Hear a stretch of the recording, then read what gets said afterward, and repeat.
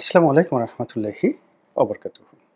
সম্মানিত দর্শক, আওয়ামী লীগের জীবনে এখন যে বিপর্যয়, ঠিক সেই বিপর্যয়ের মধ্যে যে সকল প্রচার এবং প্রোপাগান্ডা চলছে এবং যে ধরনের অবস্থা চলছে, অবস্থার দৃষ্টে মনে হয় যে একসময় বাংলাদেশে আওয়ামী লীগ নামক একটি রাজনৈতিক দল ছিল।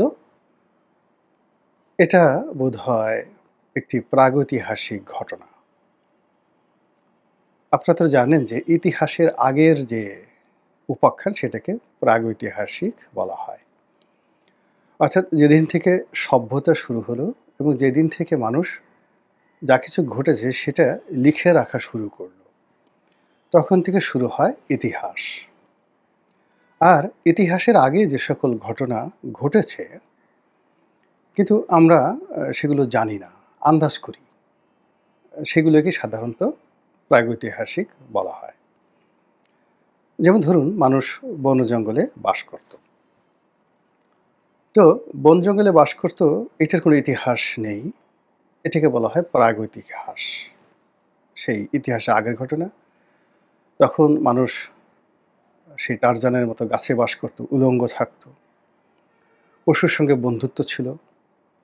পশু এবং মানুষের মধ্যে কি সম্পর্ক ছিল, বা নারী এবং পুরুষের মধ্যে কি ধরনের পাশবিক সম্পর্ক ছিল, এই জিনিসগুলো নিয়ে আমরা কল্পনা করি।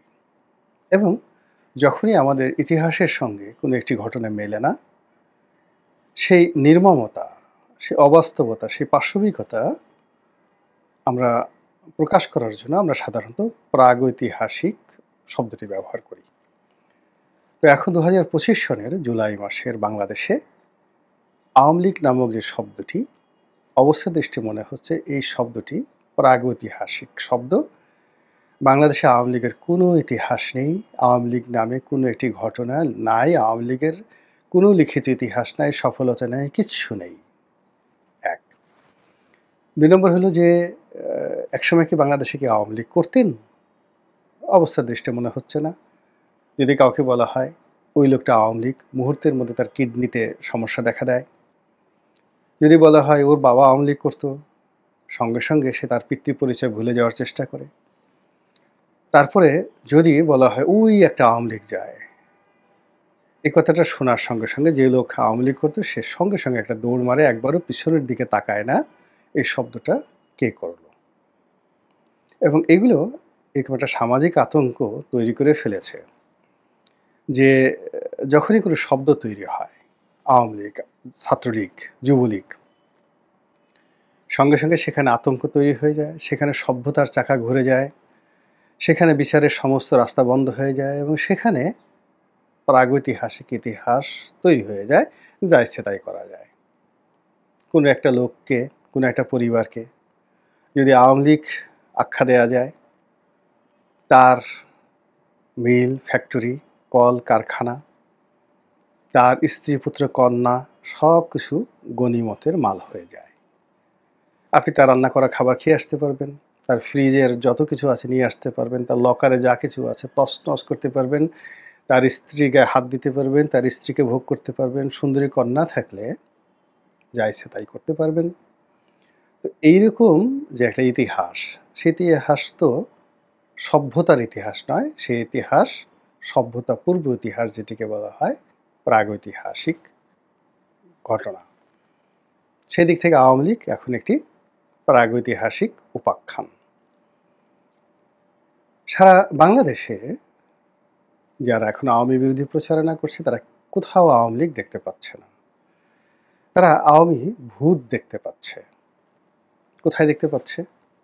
ক্যান্টনমেন্টে, পুলিশে, ভূত দেখতে পাচ্ছে প্রশাসনে, এবং যেখানে লোভনীয় কিছু আছে, মাল, টাকা পয়সা, ধনসম্পদ, জায়গা জমি জিরেত, যেগুলো স্বাভাবিক নিয়মে হাসিল করা সম্ভব নয়।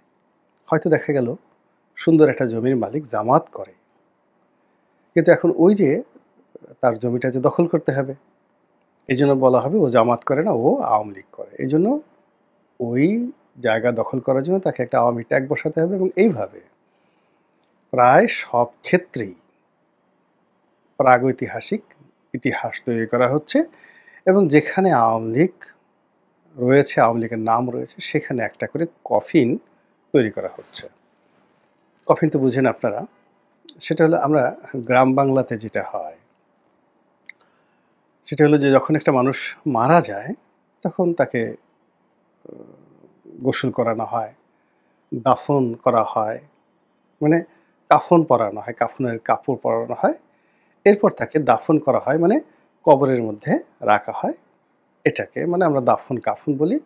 এরপরে কবরে রাখার পরে এরপরে আমরা জিয়াফত করি, মানে সেই মৃত্যুর যে কষ্ট সেটা ভুলে যাওয়ার জন্য আমরা খানাপিনার আয়োজন করি, পোলাও, কোরমা, রোস্ট। এখন আমরা আগে যেভাবে জিয়াফত হতো তাতে সাধারণত গরু বা মানে যাকে বলা হয় খাসির মাংস রান্না করা হতো, ডাল ভাত।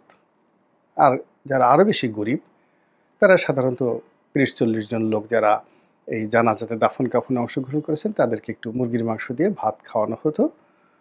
একেবারে কিছু না হলে ডাল ভাত খাওয়ানো হতো মুগের ডাল দিয়ে বা মসুরির ডাল দিয়ে, ৭৩-৭৪ সনে এইভাবে মানে গরিব মানুষগুলো জিয়াফত করত। কিন্তু এখনকার জিয়াফত আবার ভিন্ন। এখন জিয়াফতে এত আয়োজন হয়, আপনি এটাকে জিয়াফত না এই বিয়ে বাড়ির উৎসব নাকি এটি সুন্নতে খাতনা আপনি বুঝতে পারবেন না, মানুষের হাতে এমন টাকা পয়সা এসে গেছে। তো যাই হোক, এখন সেই যে আমি অনেক আগে একটা বই পড়েছিলাম হিরোডোটাসের। তো বই পড়ার পর আমার মনটা ভীষণ রকম খারাপ হয়ে গিয়েছিল। সেখানে আমি পড়েছিলাম যে অনেক সভ্য সমাজ ছিল ব্যাবিলনে, তারপরে সাইরেনিয়াতে, সাইরেনিয়া এবং সাইরেনিকা দুটো এলাকা। একটা হলো ভূমধ্যসাগরের এপারে আর একটা হলো ওপারে, প্রাচীন নাম এইগুলো। তারপরে প্রাচীন কতগুলো নাম ছিল, লিডিয়া, তারপর ছিল মিডিয়া, তারপরে প্রাচীন আরও কত হ্যাসপোটাস, এই খুব বিখ্যাত বিখ্যাত আজকের যেভাবে ওয়াশিংটন, বেইজিং, সাংহাই নাম ওইরকম। তারপরে হ্যালিপটাস, এই নামগুলো ছিল প্রাচীন দুনিয়াতে খুব বিখ্যাত বিখ্যাত নগর রাষ্ট্র। তো এই সকল সভ্য জগতে যা হতো, অনেকগুলো জাতি আওয়ামী লীগ নিয়ে খুবই গুরুত্বপূর্ণ তথ্য দিল গোলাম মনোরণী। বাবা মা বৃদ্ধ হলে অপেক্ষা করতো কখন তারা মরবে।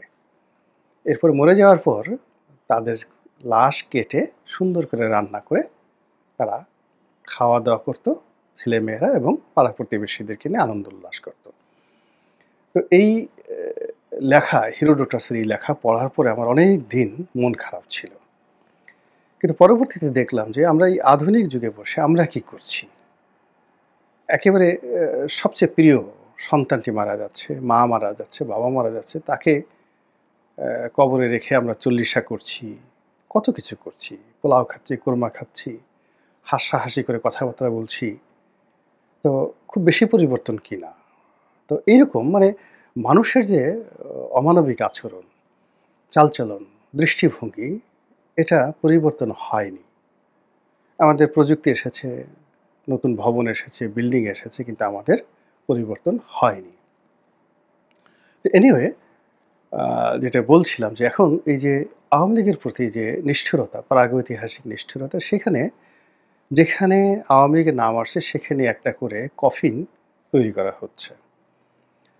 তো যেটা বলছিলাম যে গ্রাম বাংলাতে যে কফিন হয় সেই কফিনটা সাধারণত একটা খাটিয়া, এবং সেখানে ওপেন ওই লাস্ট গোসল টোসল করিয়ে তারপরে সেটা কাফন পরিয়ে তারপরে শেষে লোকজনের সামনে রাখা হয় জানাজার জন্য। মানুষ জানাজা পড়ে লাশটা আসছে কবরে রেখে দেয়। তো এটা দাফন এবং কাফন। কিন্তু কফিন জিনিসটা আবার আলাদা। যেমন দেখা গেল এখন আধুনিক শহরে, ঢাকা শহরে কেউ মারা গেলেন, এখন ৩-৪ দিন তার লাশটি রাখতে হবে। তখন সেই লাশটি একটা বিশেষ বাক্সের মধ্যে সংরক্ষণ করা হয়। বাক্স, সেখানে চা দিয়ে, চিনি মানে গুঁড়ো, মানে চা পাতার গুঁড়ো দিয়ে, কেমিক্যাল দিয়ে লাশটা যেন পচে না যায়, এজন্য কফিন তৈরি করা হয়। ৩-৪ দিনের জন্য ঢাকা থেকে গ্রামে পাঠাতে হবে, এজন্য কফিন। অথবা দেখা গেল একটি লাশ ৩-৪ দিন এর পরিবর্তে ৩-৪ মাস বা ৩-৪ বছর রাখতে হবে, বিকজ লাশ নিয়ে মামলা আছে, মোকদ্দমা আছে, তারপরে লাশ ছেলেমেয়েরা বিদেশে আছে তারা আসবে। এজন্য সেটা সুন্দর করে কফিন করে তারপরে আবার এই লাশ ফ্রিজিং করার জন্য, রেফ্রিজারেট করার জন্য বিভিন্ন হাসপাতাল আছে সেখানে রাখা হয়। তো এই যে কফিন, তো কফি শব্দটা আ আমাদের আধুনিক সমাজের অপরিহার্য। তো এইভাবে মানে আওয়ামী লীগের যে লাশ, সেই লাশটা সঙ্গে, সঙ্গে দাফন না। এটাকে সংরক্ষণ করার জন্য, মানুষজনকে দেখানোর জন্য, ভয় সৃষ্টি করার জন্য, উদাহরণ সৃষ্টি করার জন্য কফিন তৈরি করা হচ্ছে। দৃশ্যমান তৈরি করা হচ্ছে। প্রকাশ্য যেটাকে আমরা মোবোক্রেসি বলা হয়। অর্থাৎ আওয়ামী লীগের নাম শোনা মাত্র সেখানে এই যে আমি যে লাশ শব্দটি ব্যবহার করছি, কফিন শব্দটি ব্যবহার করছি, এটা ১ম এই বলে নিই যে এটা একটা আপেক্ষিক শব্দ। মানে আওয়ামী লীগকে কেন্দ্র করে যে সন্ত্রাসগুলো করা হচ্ছে সেটা এতটা দৃশ্যমান, এতটা পাবলিক এবং এতটা যাকে বলা হয় নির্মম এবং নিষ্ঠুর, যেটা দেখে যেন মানুষ শিক্ষা গ্রহণ করতে পারে এবং আওয়ামী লীগের নাম যেন দ্বিতীয়বার তার উচ্চারণ না করে। এই ভয় তৈরি করার জন্য যে পরিবেশ সৃষ্টি করা হয় এটাকে আমি রূপক অর্থে কফিন বলছি। গেল এক। দ্বিতীয়ত হলো যে যখন আপনি একটা কোনো কফিন বা একটা জিনিসের একটা সমাধি ইতি টানাবেন, ইতি টানবেন।